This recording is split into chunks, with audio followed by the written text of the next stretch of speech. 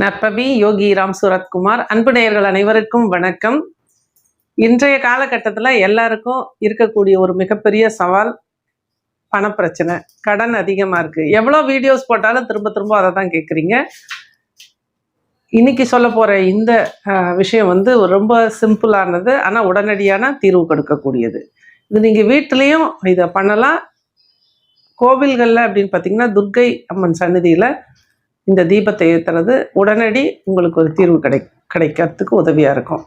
அதாவது இழுப்பெண்ணெய் அப்படிங்கிறது ரொம்ப ரொம்ப மகத்துவம் வாய்ந்த எண்ணெய். அப்போ இந்த இழுப்பெண்ணெயை நம்ம எங்கெல்லாம் பயன்படுத்தலாம் அப்படின்னா வீட்டில் தாராளமாக பயன்படுத்தலாம். சில பேர் இது கொஞ்சம் கசப்பான எண்ணெய், வீட்டிலலாம் ஏற்றக்கூடாது அப்படிங்கிற ஒரு கருத்தை வைக்கிறாங்க. நிச்சயமாக அது கிடையாது. இழுப்பெண்ணெய் அப்படிங்கிறது நம்மளோட குலதெய்வத்தை ஆகர்ஷணம் பண்ணி நம்மளோட வீட்டுக்குள்ளே கொண்டு வரக்கூடிய ஒரு அபாரமான சக்தி கொண்ட ஒரு எண்ணெய்.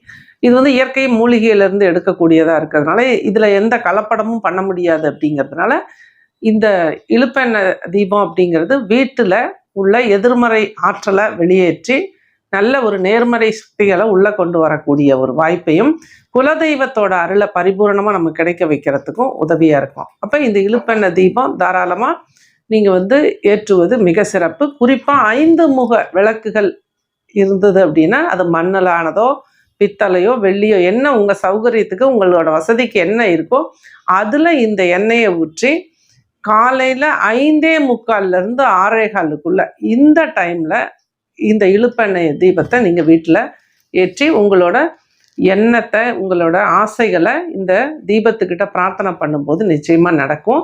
அது போலவே அதிகப்படியான கடன் வந்துருச்சு, என்னால் மீளவே முடியாது, இருக்குன்னா வழி என்ன அப்படின்னு தேடுறவங்களுக்கு துர்க்கைக்கு தனி துர்கை, அதாவது சிவன் ஆலயமோ அல்லது பெருமாள் கோவில எங்கே இருக்கிற துர்க்கையாக இருந்தாலும் துர்க்கைக்கு வெள்ளிக்கிழமை காலையில் 10:30 மணிலேருந்து 12 மணி வரைக்கும் அல்லது ஞாயிற்றுக்கிழமை மாலை 4:30 மணிலேருந்து 6 மணிக்குள்ள இதே இழுப்பெண்ணெயில் நீங்கள் 2 தீபங்கள் மண் அகல்ல ஏற்றி வழிபடுறதும் அதே நேரத்தில் பைரவருக்கும் நீங்கள் இழுப்பெண்ணெயில் தீபம் ஏற்றுறது மிகப்பெரிய ஒரு மாற்றத்தை நிச்சயமாக கொடுக்கும்.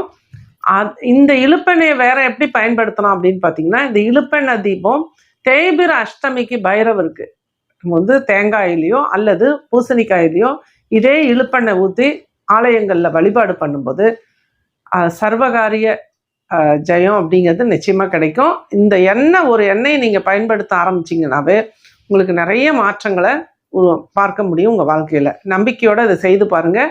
கமெண்ட்டில் சொல்லுங்கள் என்ன நடந்துச்சு அப்படின்னு சொல்லிட்டு. நன்றி. நற்பவி.